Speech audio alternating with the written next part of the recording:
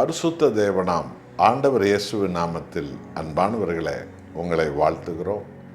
கர்த்தராக இயேசு கிறிஸ்துவை முழு உள்ளத்தோடு ஆராதிக்கிறவர்கள் ரட்சிப்பின் அபிஷேகத்தை பெறுவார்கள். உலக பிரகாரமான ஆவிக்குரிய பிரகாரமான சகல ஆசீர்வாதங்களுக்கு சொந்தக்காரர்களாக அவர்கள் மாறிவிடுவார்கள். 1 யோவான் 3ஆம் அதிகாரத்தில் 9வது வசனம், தேவனால் பிறந்த எவனும் பாவம் செய்யான், ஏனெனில் அவருடைய வித்து அவனுக்குள் இதோ தரித்திருக்கிறது. அவன் தேவனால் பிறந்தபடியினால் பாவம் செய்யவே மாட்டான். இதுதான் பாவத்துக்கு செத்து நீதிக்கு மறுபடியும் பிழைப்பது. ஆண்டவராக இயேசுவை தன் இரட்சகராக மீட்பராக ஏற்றுக்கொள்ளக்கூடியவர்களுக்கு அந்த முழுக்கு ஞானஸ்நானம் கொடுப்பதனுடைய அடையாளங்களில் ஒன்று, அதாவது பாவத்துக்கு சாவது, அதான் தண்ணீரில் முழுகுவது. இயேசு கிறிஸ்துவோடு கூட நீதிக்கு, பரிசுத்தத்துக்கு, சத்தியத்துக்கு உயிர்த்தெழுவது, அதான் தண்ணீரிலிருந்து எழுவது. ஆகவே தேவனால் பிறந்தவர்கள் பாவம் செய்ய மாட்டார்கள். இந்த வார்த்தையை இப்பொழுது மொழிபெயர்த்திருக்கிறார்கள். இந்த மொழிபெயர்ப்பு என்ன சொல்கிறது என்றால், தேவனால் பிறந்தவர்கள் பாவம் செய்து கொண்டே இருக்க மாட்டார்கள் என்று சொல்கிறது. ஒருவன் வழியில் போகும்போது தண்ணீர் தேங்கி இருக்கிற இடத்துல கால் வைத்து சறுக்கி விடுகிறான். உடலெல்லாம் அழுக்காகிறது, அவன் துணியெல்லாம் நனைந்து போகிறது.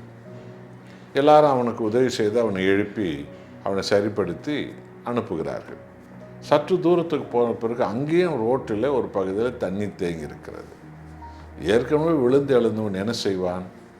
அந்த பகுதியை பார்த்துவிட்டு, அந்த இடத்துல நான் கால் வைத்து நடக்க வேண்டாம், அதை விட்டு ஓரமாய் தள்ளி நான் போகட்டும் என்று முடிவெடுப்பான் அல்லவா? இதுதான் தேவனால் பிறந்தவனுடைய வாழ்க்கை. அங்கேயும் அவன் கால் வைத்து சறுக்கி விடுவான் என்று சொன்னால், இப்படி போகிற இடத்துலலாம் கால் வைத்து சறுக்கி விடுவான் என்று சொன்னால் பார்க்கிறவர்கள் என்ன சொல்வார்கள்? இவன் என்ன புத்தி இல்லாதவனா, அறிவு இல்லாதவனா, ஞானம் இல்லாதவனா, இவனுக்கு என்ன புத்தி மயக்கமா, புத்தி அற்ற ஒரு மனுஷனா என்றெல்லாம் சொல்வார்கள் அல்லவா? இப்படி தான் தேவனால் பிறந்தவன் பாவம் செய்து கொண்டே இருக்க மாட்டான். நீ சிந்தையிலே, சொல்லிலே, செயலிலே, நினைவிலே, பேச்சிலே எங்கே ஒரு இடத்துல தவறிலாம்.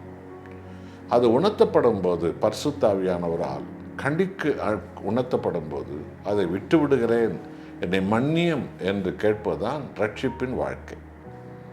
இனி நீங்கள் அந்த இருட்டை விட்டு, அந்த அசுத்தங்களை விட்டு, அக்கிரமங்களை விட்டு ஆண்டவராக இயேசு கிறிஸ்துவ ரத்தத்தால் கழுவப்பட்ட ஜனங்கள் தெளிந்த நீரோடையோடு கூட நடக்க வேண்டும். திரும்பவும் பாவம் செய்து கொண்டிருப்பது என்பது தேவனால் நான் பிறக்கவில்லை, நான் இன்னும் மாம்சிகத்தில் பாவ சிந்தையில் தான் இருக்கிறேன் என்பது காட்டுகிறது. உணர்ந்து பாருங்க, சிந்திச்சு பாருங்க, தீர்மானம் பண்ணுங்க. தேவனால் பிறந்தவன் பாவம் செய்து கொண்டே இருக்க மாட்டான். என்றால் தேவனுடைய வித்து இயேசு கிறிஸ்து அவனுக்குள் இருக்கிறார். ஒப்பு கொடுப்போமா? ஜெபம் செய்வோம். நல்ல ஆண்டவரே, நீ சிலுவையில் எங்களை பெற்றெடுக்கிறீர். பாவத்துக்கு செத்து நீதிக்கு, பரிசுத்தத்துக்கு, உத்தமத்துக்கு இயேசு உம்மோடு உயிர்த்தெழுவது தான் உமக்குள் நாங்கள் பிறப்பதின் அடையாளம். அப்படிப்பட்டவர்களுக்குள்ளே இயேசு கிறிஸ்துவே உமது ஆவியானவரை வைக்கிறீர். நீர் வந்து வாசம் பண்ணுகிறீர், உம்முடைய வசனத்தை வைக்கிறீர். அந்த வித்து எங்களுக்குள் இருக்கிறது. ஆகவே தேவனால் பிறந்தவன் பாவம் செய்து கொண்டே இருக்க மாட்டான். பாவம் செய்து கொண்டே இருக்கிறவன் தேவனால் இன்னும் பிறக்கவே இல்லை என்பதன் அடையாளமாகும். இந்த சத்தியத்தினால் எங்களோடு நீர் பேசுகிறீர், எங்களை உணர்த்துவிக்கிறீர்.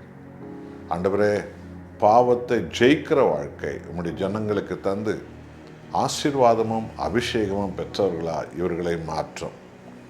இயேசு கிறிஸ்துவின் வல்லமை உள்ள நாமத்தில் பிதாவே, ஆமென்.